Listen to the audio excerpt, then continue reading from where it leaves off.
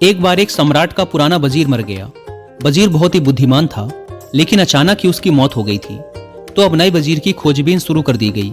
साम्राज्य बहुत बड़ा था, इसीलिए उसे संभालने के लिए एक बहुत ही बुद्धिमान और दूर की सोच रखने वाले वजीर का होना भी बहुत ही जरूरी था। पूरे राज्य में सबसे बुद्धिमान और समझदार व्यक्ति की खोज शुरू कर दी गई। इसके लिए पूरे राज्य में तरह तरह की परीक्षाएं आयोजित की गई और पूरे राज्य भर से विभिन्न समझदार और विचारशील व्यक्तियों को छांटा गया और फिर आगे उनकी और भी मुश्किल परीक्षाएं ली गई और अंततः केवल 3 चुने हुए व्यक्तियों को राजधानी लाया गया ताकि सम्राट उनकी अंतिम परीक्षा ले सके। उन तीनों को राजमहल के एक कक्ष में ठहराया गया और सम्राट के द्वारा ये घोषणा कर दी गई कि कल इनकी अंतिम परीक्षा ली जाएगी और जो भी उत्तीर्ण होगा उसे राज्य का वजीर घोषित कर दिया जाएगा। लेकिन आश्चर्य की बात तो ये थी कि शाम होते होते पूरी राजधानी में ये बात फैल गई कि कल सम्राट कौन सी परीक्षा लेने वाला है। सारे नगर में इसकी चर्चाएं होने लगी। सम्राट एक बहुत ही अजीब परीक्षा लेना चाहता था। कल सुबह उन तीनों को महल के एक बड़े कक्ष में बंद कर दिया जाएगा और उस कक्ष के दरवाजे पर एक बड़ा सा ताला लगा दिया जाएगा। वह ताला उस राज्य के गणितज्ञों, कारीगरों और इंजीनियरों ने मिलकर बनाया था। उस ताले पर कोई चाबी नहीं लगती थी।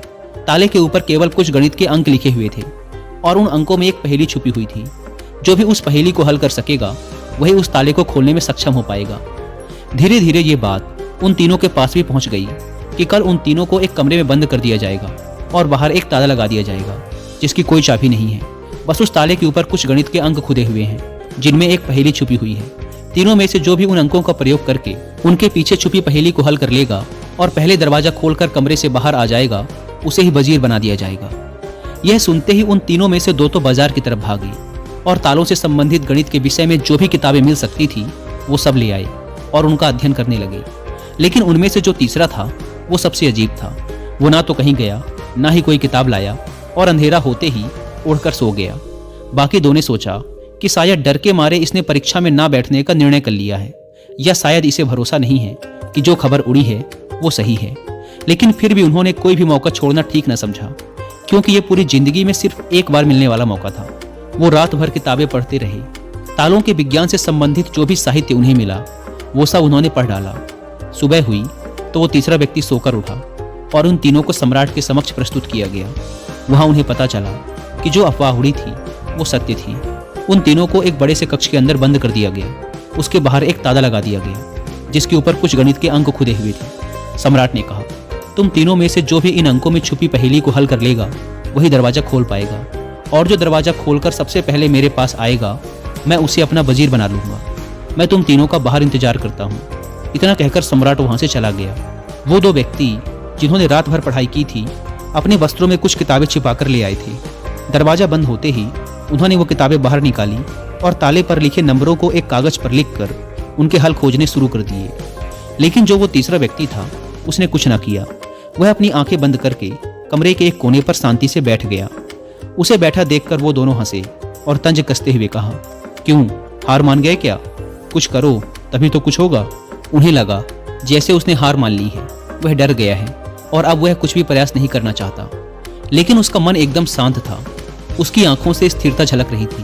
वह परेशान नहीं मालूम पड़ता था। वह बैठा रहा। फिर अचानक उसे कुछ सूझा। वह उठकर दरवाजे के पास आया और धीरे से उसे धक्का दिया, और यह क्या, दरवाजा खुल गया। वह कमरे से बाहर चला गया। लेकिन वो दोनों व्यक्ति अपनी किताबों में ही डूबे रहे। उन्हें पता भी ना चला कि वो तीसरा कमरे से बाहर जा चुका है। उन्हें तो पता ही तब चला जब सम्राट उस तीसरे व्यक्ति को लेकर अंदर आया और बोला, बंद करो अपनी ये किताबें। जिसे बाहर निकलना था वो तो कब का निकल चुका। यह देखकर वो दोनों दंग रह गए और पूछा, आखिर तुम बाहर कैसे निकले? सम्राट ने कहा, ताला तो लगाया ही नहीं गया था, क्योंकि बंद ताले को तो खोला जा सकता है, लेकिन जो ताला लगाया ही ना गया हो उसे कैसे खोलोगे?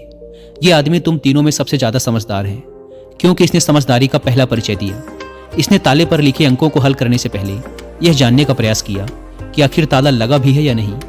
वही आदमी असल में सबसे ज्यादा समझदार है जो किसी भी समस्या को हल करने से पहले यह देख ले कि जिसे वो हल करने जा रहा है वो असल में समस्या है भी या नहीं।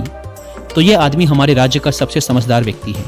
हम इसे अपना वजीर नियुक्त करते हैं। तो दोस्तों, इस कहानी से सीखने वाली बात यही है कि जब भी हमें लगे कि हमारे सामने कोई बड़ी समस्या है तो जल्दबाजी में घबराकर उस समस्या का समाधान खोजने की बजाय हमें ठंडे दिमाग से ये सोचना चाहिए कि जिसे मैं समस्या समझ रहा हूँ वो असल में समस्या है भी या नहीं, यह असल समस्या कुछ और ही है जो अभी मुझे दिखाई नहीं दे रही।